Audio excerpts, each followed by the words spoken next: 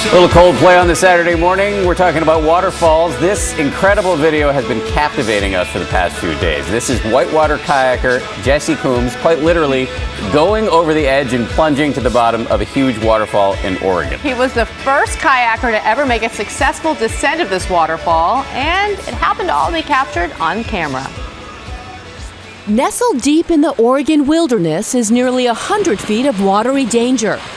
Abiqua Falls, a 96-foot waterfall that is best admired from a safe distance. But earlier this year, extreme athlete Jesse Coombs decided to get perilously close. Along with photographer Lucas Gilman, he not only attempted to kayak straight down the falls, but to capture it all on tape. To capture the exact moment just right, they used multiple cameras and a zip line dangling over the fall.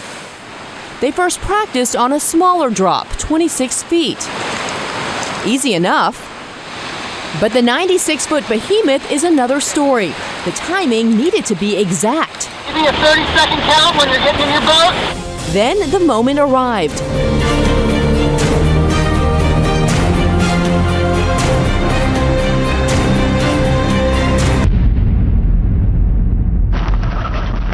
Coombs' drop was a success, and Gilman caught it all on camera.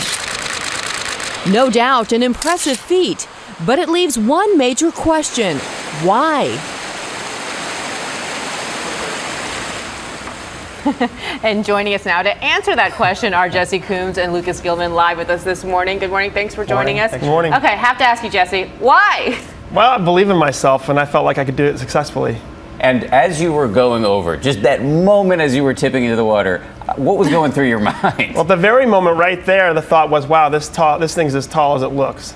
I'm an athlete who has to perform, so every physical and mental motion I have at that point is rehearsed and needs to be done exactly well for me to have a successful landing and not get, too injured at least. And so I'm very just thought on exactly what motions I have to accomplish. And Lucas, a lot of pressure on you here to actually capture that moment, right? I can't imagine that Jesse would repeat it again. Yeah, maybe exactly. he would. No, you don't want to lose a friend over something like No. this. Yeah, exactly. So, he misses that shot, I'm not sure we can be friends. There's no take two, no second chance. So what was going through your mind as you were following? Well, he's got his role, I've got my role. Focused on getting the shot, making sure that the footage looks great, and make sure that the equipment's set. So This is really unsafe. The guy who did it before you, I think, blew out his knees, and the guy who did it after you, who actually holds the world record for going over the highest waterfall in a kayak, broke his back. And you actually got injured too. I did, yeah. The injuries that I had took a little time to develop, but when I landed, the compression forces put a small tear in my lung, which then I flew to New York not long after that, and it turned into a collapsed lung. Oh. And then when I landed, I have a very good position, but the paddle got pulled across my body, and that ended up in a small fracture in the shoulder socket. I continued kayaking, we did more waterfalls, but I had to rest for 6 weeks. So that begs the question, I'm sure I know what the answer is, but was it worth it? It was worth it. There's very few parts of my life where I get to figure out exactly physically and mentally what I'm capable of, and this is one of them. And what's next for you?